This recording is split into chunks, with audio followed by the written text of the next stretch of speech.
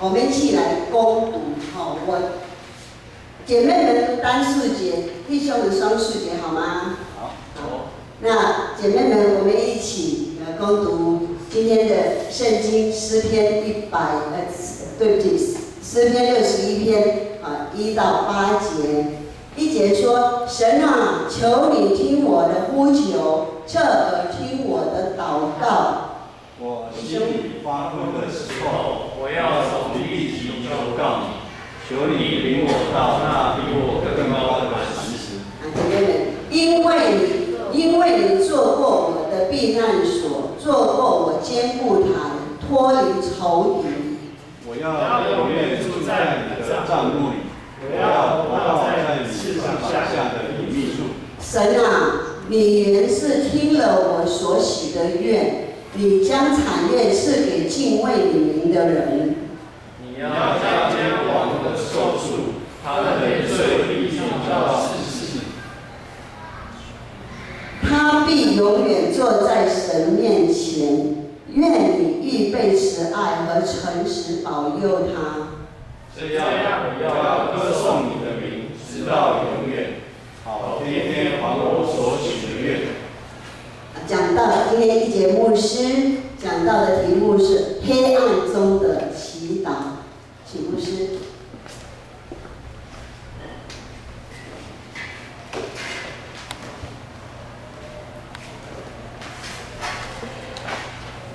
弟兄姐妹，大家平安。平安。上个礼拜，整个圣诞节期，谢谢各团契，谢谢乐团这些社青妇女团契还有青少去蓝领团但为了准备整个圣诞节期，其实操作了非常多的一个压力，大家可能都有点累。可是，在过程当中，我们也可以得到很多我们的亲朋好友很大的一些回应。大家很惊讶，在教会的一个圣诞的舞会的表演里面，从小到老都有，他们非常的感动甚至有说预计明年要再来所以我们压力也很大明年要再呈现什么2020其实对全世界来讲都是一个非常震撼的一年。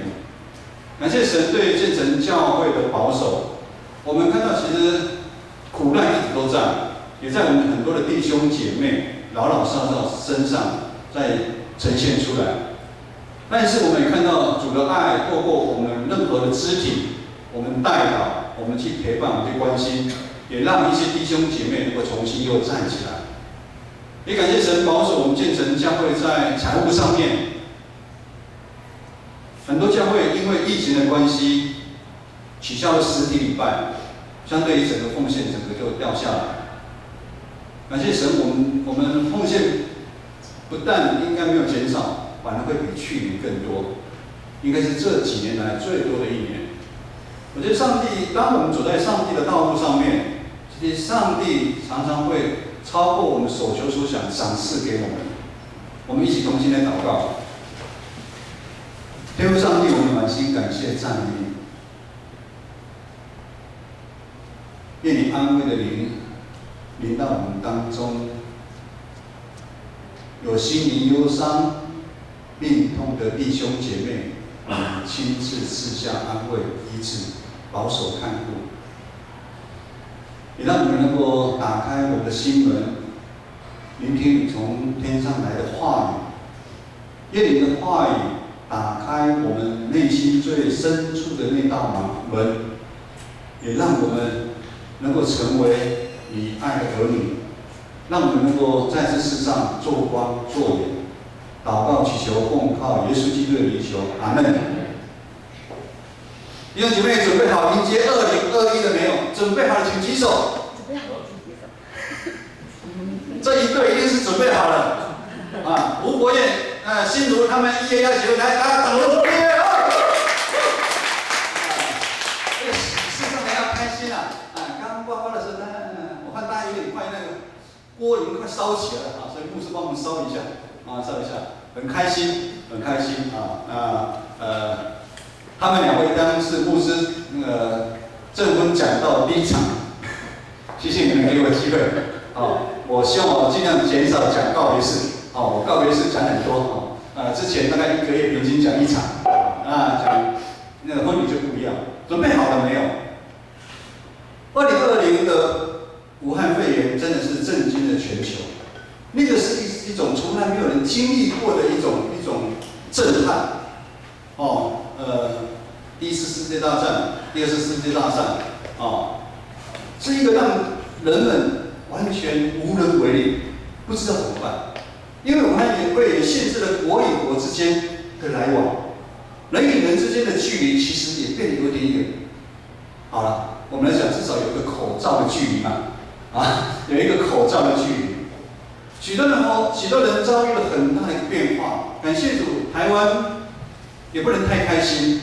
我们看到全世界死亡人这么多，其实我们心里是很难过的，很难过的。这是一个让我们非常不平安的一个年但就如我们之前经历的2019一样，不管我们愿不愿意，2020最后一个主日终于来到，大家有没有喘一口气的感觉应该有吧，尤其这2位新人应该有喘一口气了，他们可能应该更早就想结婚了。我记得在SARS发生的时候，我有个客户大老板，他儿子结婚了，我送完红包，你们就马上跑掉。他有点生气，但是这名牧师说：“你红包送完，应该赶快回来。”那个时候还没有戴口罩，那时候还不流行口罩。我记得SARS那时候还不流行口罩。那时候大家已经很害怕，很害怕。可能有，也可能没有松一口气，因为疫情还没有完全要停止的迹象。有一些人还在苦难当中，有一些产业因为疫情的关系，其实它非常非常的惨。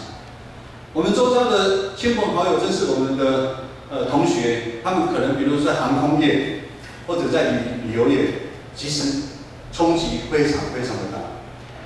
1年的结束绝对不是终点，而是为了要预备另一个新的年的开始。盼望新的一年常有真光照在我们前面，让我们走得很顺利。但是常常期盼归期盼，就好像我们2019年在期盼2020一样，我们现在2020在期盼2021一样。等到2021年底的时候，困扰我们的事件又一样继续发生，仿佛好像我要逃离那个黑暗的那个枷锁，好像是非常非常的困难。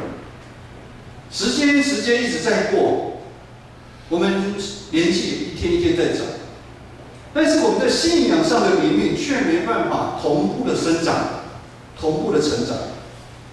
因为上帝的真光总是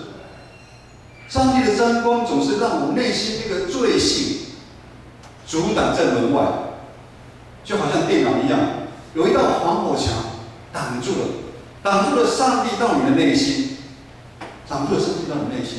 以至于你自己在黑暗中失去了方向。今天诗篇61篇是大卫王所做的一个哀思没有哪一个人被自己的儿子追杀，那个时候更追心之痛。大卫王陷入在黑暗当中，他所做的一个祷告。我们从第1节到第4节，如果大家有跟着用读出来，你会更感受。从第1节到第4节，我们可以发现到重复了9个我，也就是在祷告的时候，我出现了9次。主啊，请听我的呼求。听我的呼求，侧听我的祷告。我心里发昏的时候，我要从地级求告你。诗人在这边让我们知道，他处在一个非常危机的一个情况。上帝啊，目前我碰到的一个难题、一个状况，我没办法处理，我需要你。我想在病痛当中，今年当然有些病痛那个我看到邱小姐也是那个筋骨病痛我们是同班同学牧师也是后来这个牧师也要祷告50间，感谢主大家看牧师也慢慢举起来，为了求告，我真的无能为力上帝，你带领我到底要看哪个医生那我自己要注意什么？在这个1到4节里面，我们有看到出现了6次的你。这个你是指上帝。上帝啊，求你听我的呼求啊！求你，我从地极很远远的地方，我来呼求你啊！求你领我在更高的磐石上面啊！也谢谢今天的领唱啊，哇，他写的歌哈，都跟我们几乎有关系啊！带领我们，神你是我的磐石，你是我的坚固台，这是一种宣告。从经文知道，此时的诗人他被他的儿子，也就是带领一个军队被追杀，他逃离他的首都耶路撒冷，到北方去。他内心充满了惊慌害怕，为什么？因为他不知道这个敌人他的追杀什么时候会到，所以他会呈现一个很紧张的状态，随时怎么样？我想这边有当过有当过军人的知道哈，在早期，尤其在前线当兵，你站2个小时，你是不是很战战兢兢？你不晓得敌人随时什么时候会过来，这种感受，他的压力非常的大，他吃不好，睡不饱。我想在我们当中，没有人参加过战争嘛？有参加过战争的请举手。小赖，欢迎你来参加我们的礼拜哈。小赖，你有参加过战争吗？没有。没有嘛哈。牧师在12月24号去报佳音，带了圣诞糕，带了整个教会的爱去我们教会有6个很久没来教会的长辈家里，其中有个长辈，他就参加过金门823炮战。我那天去跟他谈才知道，他跟我讲说他们的同袍那一阵子，红袍现在感觉大家很容易生病，情绪不好。他说不晓得是不是跟那个战争有关。我说到底怎么样？他说我们在那边20几岁，我们知道对岸要打过来，可是我们不知道他什么时候打过来。我们一直挖坑道，筑堡垒，一边然后24小时之间都在待命，不晓得他什么时候会打过来。可是当炮弹打过来的时候，其实他们反而不害怕。也就是说，我们处在一个精神衰，我们不晓得这个事件到底什么时候会发生，我的仇敌或者是说什么时候会发生到我的身上，这是让我一个感觉到是个很悲哀的一个画面。但是弟兄姐妹，我想有人多少也会经历过这样的一个情境。感情好，情关难过，这个是每一个人都会碰到的。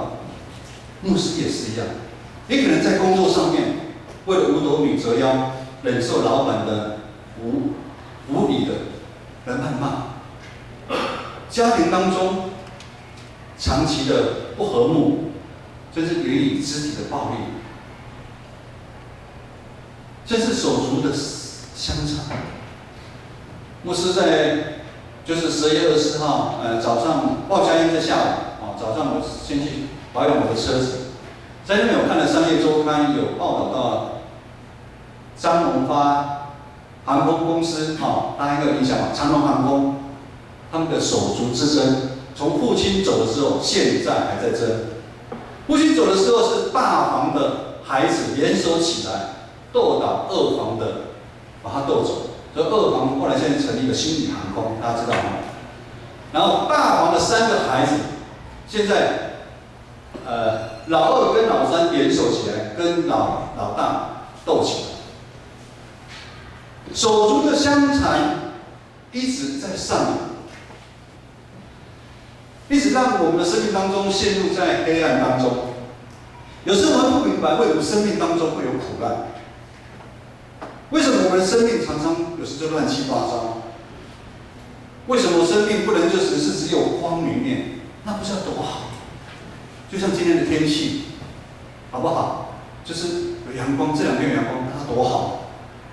的确有一些苦难，如同约伯所遭遇的，是上帝所允许的，但也有一些苦难是奥秘，不是我们可以理解，但是我们相信，那都有上帝美好的旨意在当中。在1年的最后一个主日，也就是在没几天，我们要一起迎接2021。牧师盼望我们从大卫今天这一段61篇的经文里面，我们重新来省察我们对信仰的总体检，我们给自己这样一个机会，我们先准备好来迎接2021。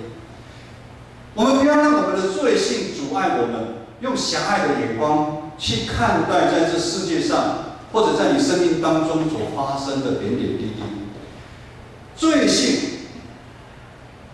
它并不是虚无不存在，它是一种真实存在的一个状态。常常在我们人来不及发现的时候，我们已经陷入黑暗中。也就是说，罪性它不会通知我们。我们知道现在地震会不会通知？会，但是其实通知也来不及了。常常3更半夜，你的手机响起来，地震才开始摇，你是被那个手机吓醒，吓醒。罪这种东西，它不会通知你说我来了，你要准备好，我来了，不会。因为这个罪性常常是来自于我们自己的欲望。当我们功成名就的时候，当我们生活好一点的时候，我们常常非常的骄傲，这个罪就进到我们心里面。这是来自于我们互相同侪之间的比较，我们的嫉妒。还有说比咋会，咋会为什么明明是一样时的差这么多？甚至是在我们充满了埋怨、怨恨、不公不义的时候，这个黑暗就临到我们身上。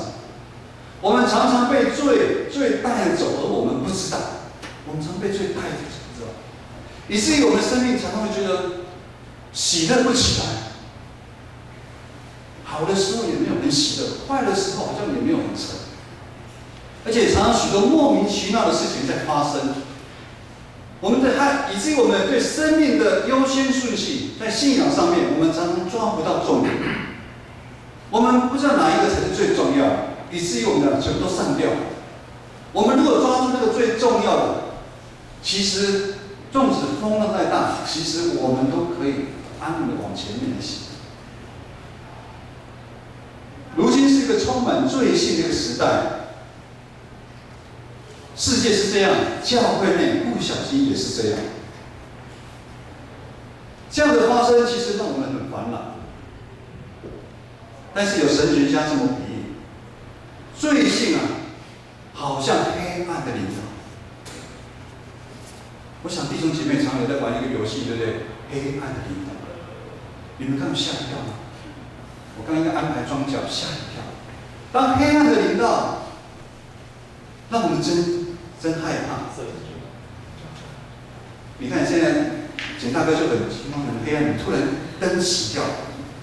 黑暗其实是一种没有光的一个状态，就如同邪恶是缺乏良善的一个状态。我们常说水库干旱的日子是因为什么？缺乏水。当雨水降到水库的时候，干旱就什么？就自然消失了，这是一个很深的一个神学，牧师尽量用让你们懂的。我想到了，把灯关掉，黑暗一样，黑暗不能阻挡光。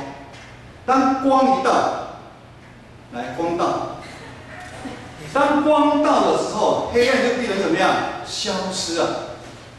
当光到，黑暗必然消失。当光到我们心里面，我们的罪性才能显露出来，我们的黑暗才能不见了。光带来的盼望，有光我们就不害怕，有光，我们不会陷在一个黑暗里面做一些偷鸡摸狗、一些没有人知道的事情。上帝就是这个光，弟兄姐妹，只有与上帝相遇，有紧密的关系的时候，只有当我们被真光照到的时候，人才有办法知道他的罪。鱼在水缸里面，他知道他身上有水吗？他没办法知道，他是鱼啊。当我们没有办法被上帝的真光照到的时候，我们不知道其实我们有多少的罪性在我们心里面，我们没办法看清楚我们自己生命现在目前所处的是什么样一个情况。祷告是上帝给我们很大的一个礼物，通过祷告帮助我们跟上帝相遇。通过祷告，让我们经历到真光对我们的照耀。但是，只有真实的祷告，才能经历上帝。牧师再说一次，只有真实的祷告。我们不要像法利赛人一样很伪善、很华丽、很华美的一个祷告词。我们才有用真实的祷告，才有跟上帝相遇啊！真实的祷告是什么？就是不管我碰到任何的好或坏的事情，我完全一五一十的跟上帝报告。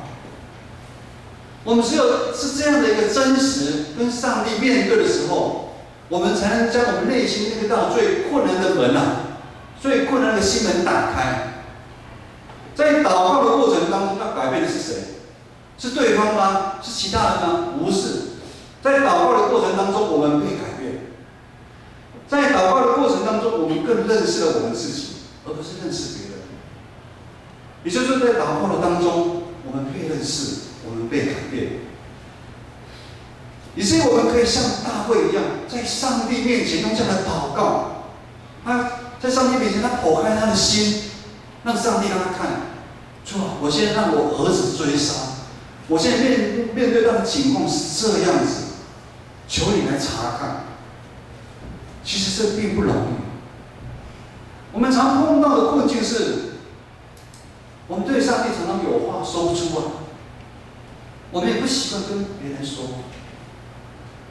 我们比较喜欢在日常生活当中，喜欢随便讲一些论断别人的话，小道消息的话，大家比较喜欢爱讲这个东西。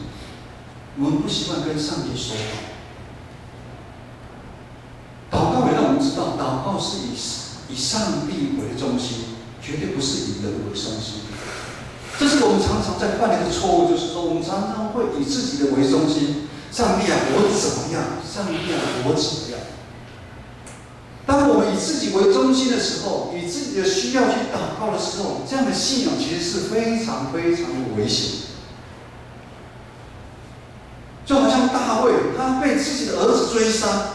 那是多么的锥心之痛啊！我们知道，从亲人或从朋友来的伤害，那是最难过的。很多人就这样过不去，甚至于现在我们在讲的当中有人陷害在这样的一个情况。但祷告是要改变我们自己，改变我们自己怎么样来配合上帝的计划。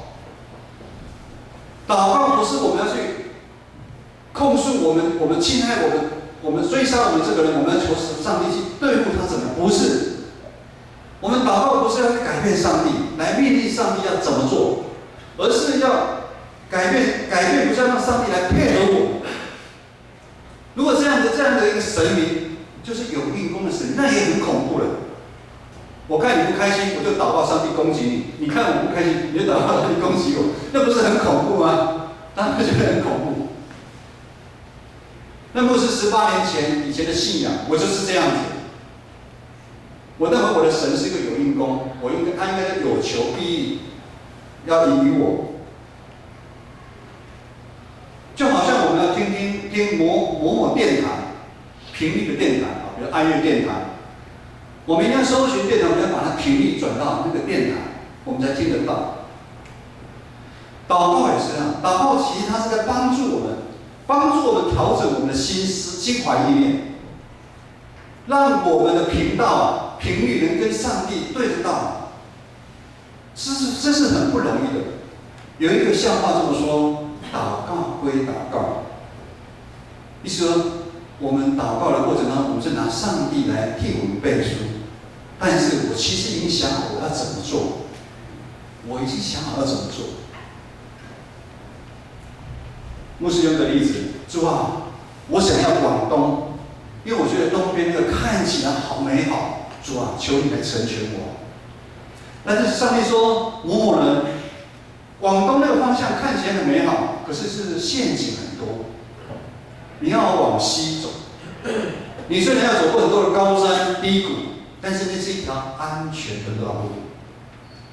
弟兄姐妹，当上帝这样回应你的时候，你愿意吗？大部分人都不愿意。当上帝没有按照我们意识的时候，很多时候我们还是执意走我们自己的一条路，因为我们常常把我们做的事情合理化。上帝就是要我这么做。所以祷告其实是一个信心操练的一个功课。有困难吗？有困难的请举手。只有2个，其他人都没问题。不好意思，公司站来比较久，有点脚酸啊，因为昨天去出任务啊，太晚睡了啊，精神不济。祷告超信心超量的不然有，就是因为很困难，我们才需要用一辈子的时间去操练啊。但是当我们不想去操练的时候，我们常常跟上帝的频道对不起来，我们常常跟世俗的频道对起来。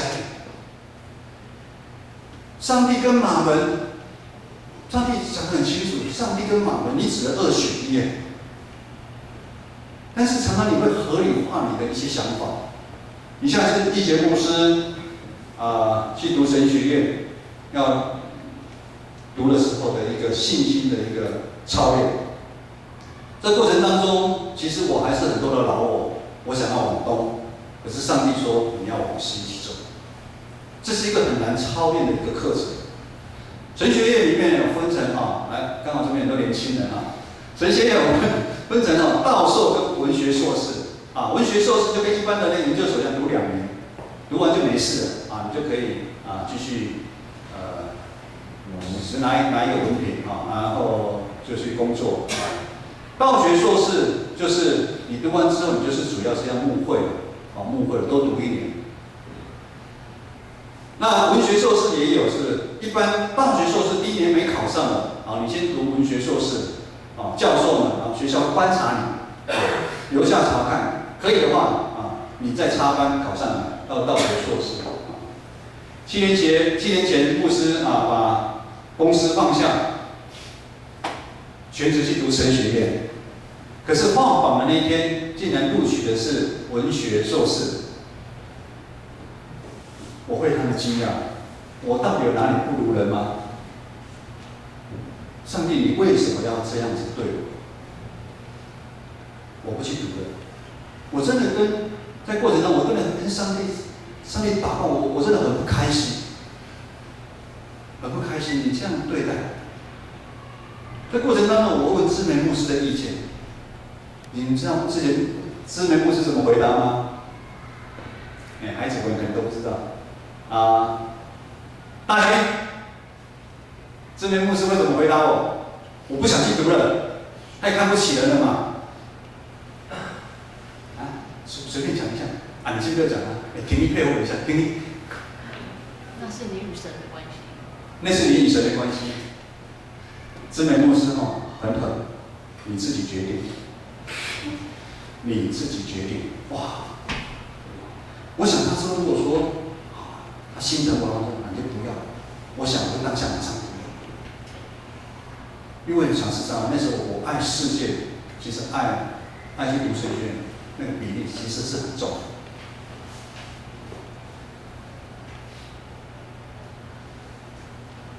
这个人是谁？就是我。我一直在看重的是我。我在这个过程当中的我，竟然是这么的骄傲。可是又好像软弱的像小孩子乱发脾气，我对上帝乱发脾气。当上帝的计划不是按照我们所认为的走的时候，我们是不是会像牧师这样子，这样的反应，很大的一个反应？我不玩了。我们总是要在走到我们的安全路上面。上帝，我希望我是要考上这个学校，你既然让我录取这个学校，我不读了，或者我怎么样？我们一直很想掌控。感谢上帝的怜悯，上帝他用他爱的真光刺入到我内心最深处。上帝将我最紧闭的那道门重新打开。这个过程当中，我的心如被火点着一样，非常非常的痛苦。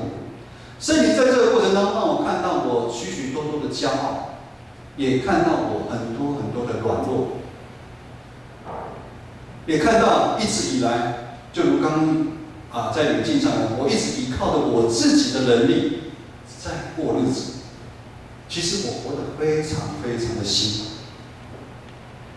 上帝也将我的黑暗面一个一个掀开起来，让我来看。这是一段牧师与上帝相遇经历的旅程。真光让我可以像大卫一样，对上帝真实的祷告：主啊，求你自己亲自带领我吧。我顺服你的旨意。圣灵安慰、怜悯，让我有勇气，也让我重新学习怎么样将我生命的主权交还给上帝。我想每个要受洗的弟兄姐妹在上真理课的时候，都有读过这么段经文。若有人在基督里，就是怎么样新造的人。当我们成为基督徒之后，那个老我、那个旧我就要过去，我们要成为新造的人。所谓的新造人，就是我们要将我们的主权完完全全交给上帝。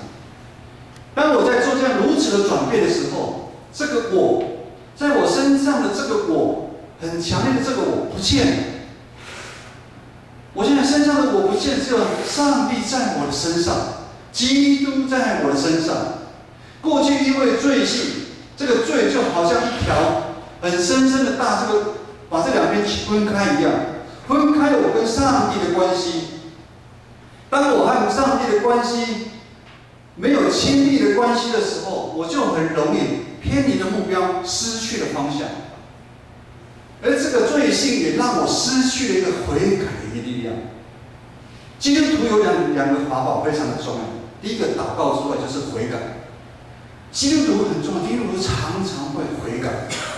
悔改是什么？悔改就像我们圣灵会提醒我们，当我们沉迷在这个世界的时候，或者我们偏离目标的时候，悔改就是我们想回到上帝的家。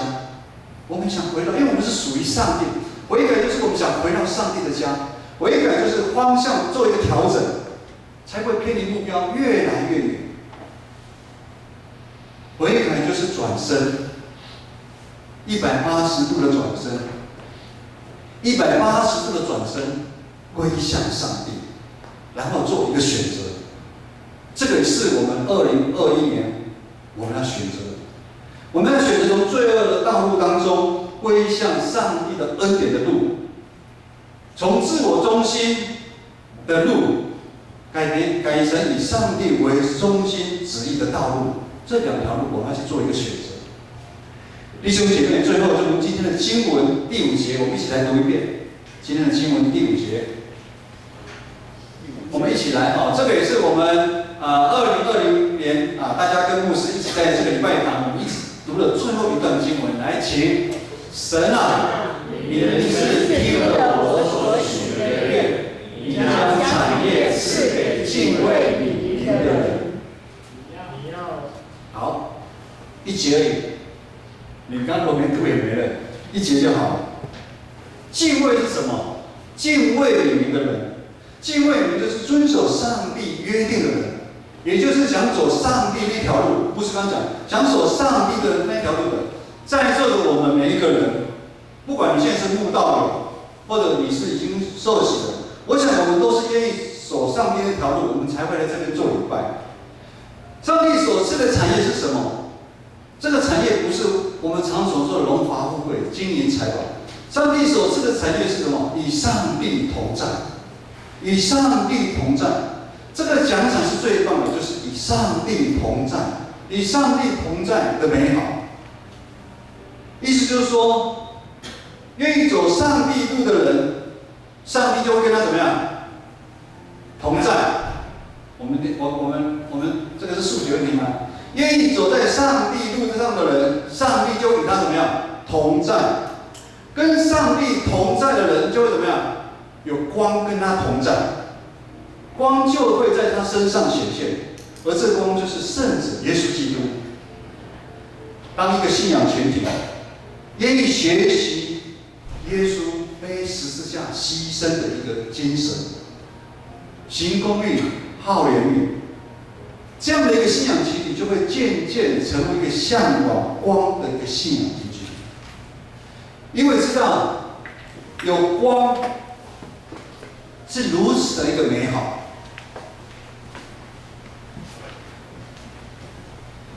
2020是一个黑暗的一年，这个会在历史上面留下一个记录。牧师不晓得现在你生命当中的黑暗是什么，但是牧师要让你知道，有光的地方就有美好，有光的地方就有美善。有光的地方会让人充满了盼望，充满了信心，甚至充满了温暖。就像一个家里面，我们说家里面的气氛很好，工作场所的气氛很好。这个气氛是指什么？光啊，爱。教会的气氛很好，也是指呢，这个教会有爱，以至于什么？大家做完礼拜之后不想回家，为什么？我想待在这边。听说大军在那天社青聚会的时候讲了一段话，牧师好感动，好感动。大军是我们20号刚受洗的弟兄，他那跟社青大概分享是这样子，他说他来这边得到很多的爱，很多的光。他希望他一辈子都在终老到在建成，终老他绝对不会离开建成。哇！当被光照的时候，我们人会充满了盼望，充满了信心，会知道过去那段黑暗，一比较就知道。就像刚刚我请佑豪把暗关掉的时候，我们会知道光跟暗是不一样的。2021年我们的生命当中会不会有黑暗临到？会。但是因为有真光在我们身上，我们不惧怕黑暗的领导，因为黑跟暗的一个交战，胜负早就已经定了。光永远战胜黑暗，有光的地方一定没有黑暗。而现在呢？现在这个时代只是因为比赛还没有结束，什么意思呢？我们在等候耶稣的再来。耶稣不愿意世上任何一个人沉沦，他希望世上任何一个人都有机会来认识他。就像2020年12月20号大军认识的主耶稣基督一样。弟兄姐妹，我们期盼2021年是一个好的年，那是每一个人的盼望，牧师也非常盼望。我们期盼很多的事情能够改变，但就像我们没办法期盼今天是一个天气好的天气，就我们刚刚没办法期盼刚刚第一堂结束的时候，本来天气非常好，刚下雨，甚至我们不能期盼明天会怎么样，我们也没办法期盼，我们没办法知道地震什么时候会来，我们甚至也没办法知道这个武汉这个病毒到底几年会结束。但是我们可以预备的是什么呢？我们可以准备，我们可以在2020这个最后准备的是什么？我们可以将我们跟上帝中间那道防火墙拿掉，弟兄姐妹，将那道拿掉。其实牧师的防火墙还一直在拿，一直在拿，这是一辈子的功课。除非你见主面。我们每一个人都有防火墙，我们每个人那道跟主隔我们跟上帝的那道防火墙，我们一定要不断的拿掉。我们要预备好，我们成为让上帝来使用的那个人，也让我们能够成为基督，也成为基督那个门徒的一个样式，以至于我们可以成为一个有光的那个人。我们最后再用这首诗歌，上帝呼召我们，我们请敬拜团来带领我们唱这首诗歌。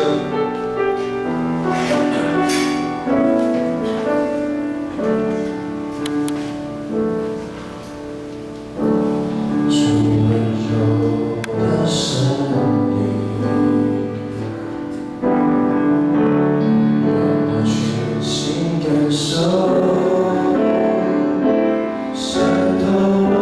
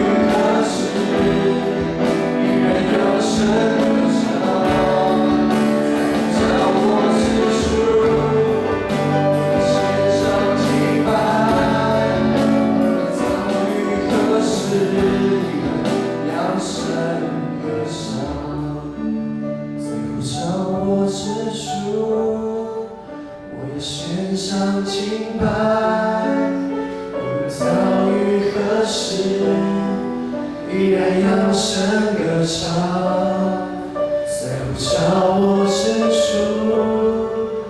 我献上敬拜，无论遭遇何时，依然扬声歌唱。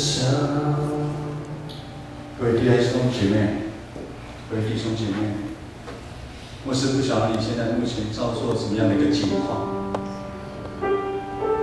求主耶稣进到我们心里面，不求主耶稣来掌管我们，打开我们那最深最深的那一扇门，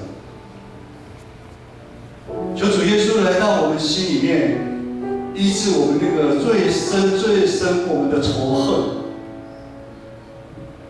求主耶稣的真光照到我们心里面，让我们能够渴慕这个光能够临到在我们的身上，好叫我们可以一辈子为耶稣来活，好叫我们可以在我们所呼召的地方，可以自由自在的活着。因为我们都知道，凡事都可行。生命当中总是会有许多的诱惑，许多的黑暗临到。但是当我们成为光的时候，我们的光会轻看这个黑暗，这个黑暗反而成为我们信仰的帮助我们跨越，帮助我们成长，帮助我们跟上帝的频道又再一次更紧密的结合在一起。求主帮助我建成将所有的弟兄姐妹，在新的一年带着主往前来奔跑。我们一起来领受上帝从天上来的赐福，愿我主耶稣基督天父上帝的慈爱、圣灵的感动，与众弟兄姐妹同在，从今时直到永远。阿们。